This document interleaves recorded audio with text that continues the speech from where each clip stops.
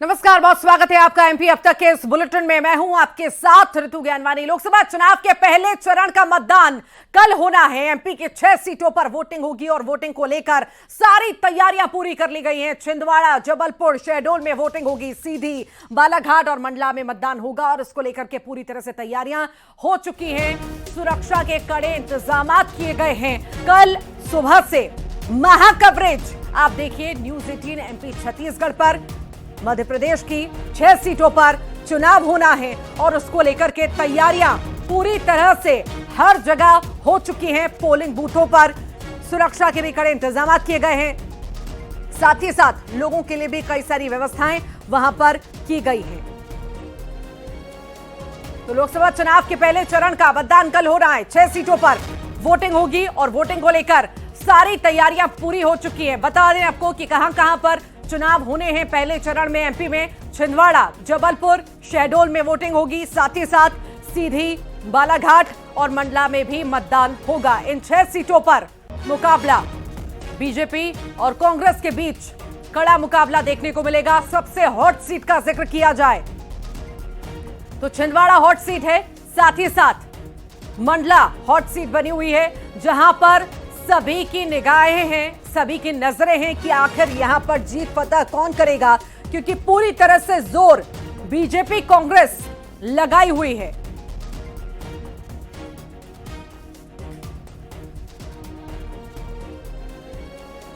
तो 6 सीटों पर वोटिंग होनी है और 6 में से 2 हॉट सीटें हैं, जिसका जिक्र अभी मैंने किया, छिंदवाड़ा और मंडला। इन पर सभी की नजरें हैं। यहां पर पूरा जोर लगाए हुए है बीजेपी कांग्रेस। किसी तरफ भी हवा का रुख जा सकता है। छिंदवाड़ा में महामुकाबला, नकुल नाथ दूसरी बार मैदान में हैं और जीत को लेकर के पूरी तरह से आश्वस्त हैं। हालांकि कमलनाथ के सहयोगी करीबी जो हैं, कमलनाथ का साथ छोड़ चुके हैं और कमल का दामन थाम चुके हैं और इसकी चिंता भी कहीं ना कहीं कमलनाथ को है और अकेले वो मैदान में खड़े हैं। अपने बेटे के पक्ष में चुनाव प्रचार भी कर रहे हैं, साथ ही साथ जीत को लेकर आश्वस्त भी हैं। वहीं जिक्र मंडला का भी हो, यहां पर नाराजगी, बीजेपी से नाराजगी यहां पर लोगों में है, तो वहीं कांग्रेस कहीं ना कहीं यहां पर बढ़त बनाते हुए या लोगों के दिल में जगह बनाते हुए नजर आ रही है। हालांकि चुनाव क्या करती है जनता, ये कल तय होगा और उसके बाद सामने आएगा 4 जून को कि आखिर किसका चुनाव जनता ने किया है।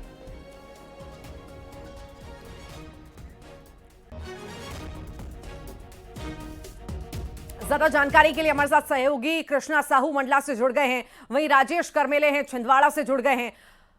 कृष्णा, किस तरह का समीकरण बनता हुआ आप देख रहे हैं? किस तरह की तैयारियां कल को लेकर के पोलिंग बूथों पर कैसी तैयारियां की गई हैं? साथ ही साथ मंडला में जैसा समीकरण बन रहा है, बीजेपी से नाराजगी और कांग्रेस से करीबी, कैसी देख रहे हैं आप?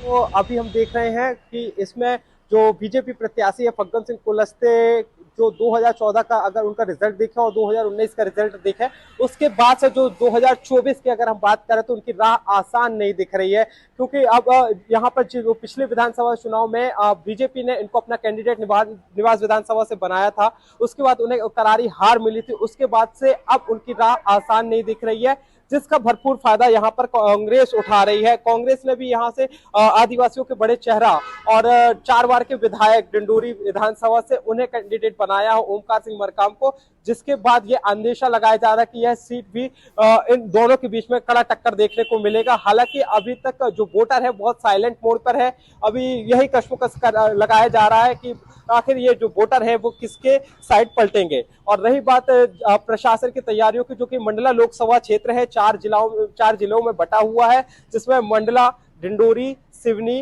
नरसिंहपुर का एक गोटेगांव और सिवनी के 2 विधानसभा, ऐसे 8 विधानसभाएं हैं, जिसमें कुल 2614 पोलिंग बूथ हैं, जहां पर प्रशासन ने कड़ी तैयारियां की है, सुरक्षा के व्यापक इंतजाम किए हैं। पोलिंग बूथों पर मतदान दल सुबह ही रवाना हो चुके हैं, मतदान कर्मी पहुंच चुके हैं और जो पोलिंग बूथ है उन्हें अनोखे तरीके से सजाया है इस बार मतदाताओं के लिए। और गर्मियां भीषण पड़ रही है, इसको ध्यान में रखते हुए प्रशासन ने पुख्ता इंतजाम किए हैं।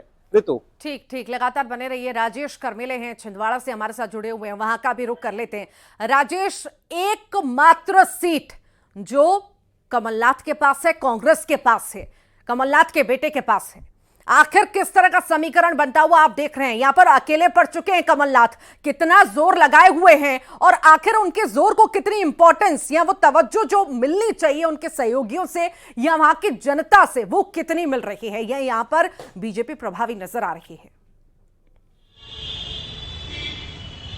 देखिए, यहाँ पर चुनाव बड़ा इंटरेस्टिंग है क्योंकि देखिए लंबे समय से कमलनाथ ने यहाँ पर 8 चुनाव लगभग जीते हैं। 40 सालों से वो लगातार चुनाव जीतते आ रहे हैं, एक चुनाव छोड़ दिया जाए। लोगों के बीच अच्छी पैठ रखते हैं, यही वजह है कि उन्हें लगातार वोट मिलते रहे। इस बार बीजेपी ने पूरी मंशा बनाई है कि इस सीट को किसी तरह हासिल किया जाए। यही एक वजह थी कि पूरे नेता, खासतौर पे मुख्यमंत्री से लेकर के बीजेपी के राष्ट्रीय अध्यक्ष तक सारे नेता यहाँ आए।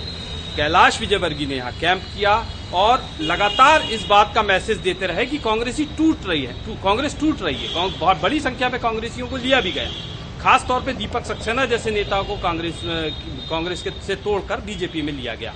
अब सवाल ये उठता है कि इन तमाम कोशिशों के बावजूद क्या बीजेपी इस किले को फतह कर पाएगी? देखिए, यहाँ सबसे बड़ा समीकरण जो है वो आदिवासियों का है। पांढुर्ना से लेकर के हर्रई अमरवाड़ा तक 3 सीटें ऐसी है जो आदिवासी बाहुल्य इलाके में आती है। कहा यह जाता है, खासतौर पे बीजेपी का भी ये मानना है कि आदिवासी वोट बैंक कांग्रेस का होता है और इसे तोड़ने के लिए गोंडवाना को पहले खड़ा किया गया। अभी भी गोंडवाना के 2 से 3 प्रत्याशी खड़े किए गए। गोंडवाना खुद मैदान में थी, लेकिन किसी कारण से उन्हें वो चुनाव चिन्ह नहीं मिल पाया। इसका फायदा कांग्रेस लेने के लिए तैयार है। कांग्रेस ने भी अपनी रणनीति अलग बनाई है आदिवासियों के लिए। इसके अलावा बीजेपी एक अलग रणनीति के तहत काम कर रही है। पूर्व मुख्यमंत्री कमलनाथ लगातार इन आदिवासी इलाकों में जाकर शुरू से चुनाव प्रचार हैं। नकुलनाथ यहाँ पर जाकर चुनाव प्रचार करते रहे। बीजेपी अभी फोकस कर रही है उन पर। ठीक, ये एक बड़ा फैक्टर होगा कि आदिवासी वोट बैंक जिधर शिफ्ट होगा, तकरीबन 6.5 लाख वोट हैं आदिवासियों के, वो जिस तरफ शिफ्ट होंगे वो नतीजों को प्रभावित करेगा। बहुत बहुत शुक्रिया आप दोनों का ही, बहुत बहुत शुक्रिया जानकारी को साझा करने के लिए। तो एमपी में कल चुनाव हो रहे हैं, जिसके लिए अंतिम तैयारियां जारी है। एक तरफ मतदान केंद्रों पर सुरक्षा की कड़ी व्यवस्था की गई है, तो दूसरी तरफ पोलिंग पार्टियों को रवाना भी कर दिया गया। कल एमपी के 6 सीटों पर चुनाव होना है। जबलपुर, अनूपपुर और मंडला से तस्वीरें सामने आई हैं, जहां से पोलिंग पार्टियों को पूरी ट्रेनिंग देने के बाद कड़ी सुरक्षा व्यवस्था के साथ रवाना कर दिया गया। जबलपुर में जवाहरलाल नेहरू कृषि विश्वविद्यालय से पोलिंग पार्टियां रवाना हुई। जबलपुर लोकसभा के 8 विधानसभा में 2139 मतदान केंद्र बनाए गए हैं। सुरक्षा के लिहाज से सीसीटीवी कैमरे भी लगाए गए। पोलिंग पार्टियों में अतिथि शिक्षकों को भी शामिल किया गया है। तो वहीं अनूपपुर लोकसभा के लिए कोतमा विधानसभा, अनूपपुर विधानसभा और पुष्पराजगढ़ विधानसभा क्षेत्र के लिए तैनात मतदान दल रवाना हो चुके हैं।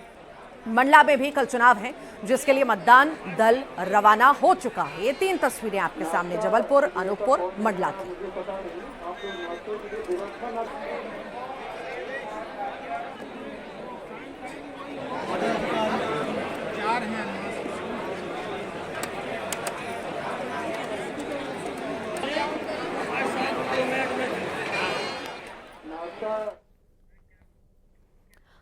बालाघाट में कल मतदान होना है और इसको लेकर के नक्सली प्रभावित क्षेत्रों में पुलिस विशेष सतर्कता बरत रही है। पुलिस की ओर से विशेष सुरक्षा व्यवस्था की जा रही है। नक्सल प्रभावित पोलिंग बूथों, सड़कों और पुल पुलियों की जांच भी हो रही है। बीडीडीएस दल की ओर से सर्चिंग अभियान चलाया गया। यहां पर 8000 से अधिक जवानों को सुरक्षा में तैनात किया गया।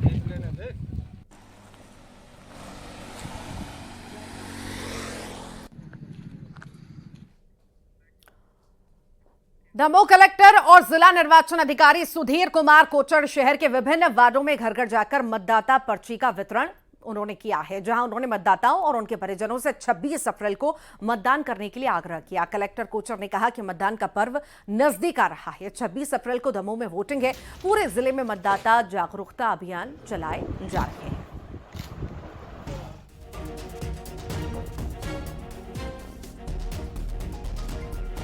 आ रहा है 26 अप्रैल को वोटिंग है दमोह में सेकंड फेज़ में, और हम चाहते हैं कि पिछले विधानसभा चुनाव में यहाँ का वोटिंग परसेंटेज 77 था, 77, इसको बढ़ा करके हम 80% तक ले जाएं। इसीलिए हमने एक मुहिम छेड़ी है कि घर घर जाकर के सभी अधिकारी हमारे मतदाता पर्चियों का वितरण करेंगे। BLO तो कर ही रहे हैं और इसी अभियान के अंतर्गत मैं दमोह शहर के अलग अलग वार्डों में अलग अलग परिवारों के घरों में जा रहा हूं और उनसे अपील कर रहा हूं कि वो सब लोग वोट दें, क्योंकि उनका एक एक वोट कीमती है इस लोकतंत्र को मजबूत बनाने के लिए। मुख्यमंत्री डॉक्टर मोहन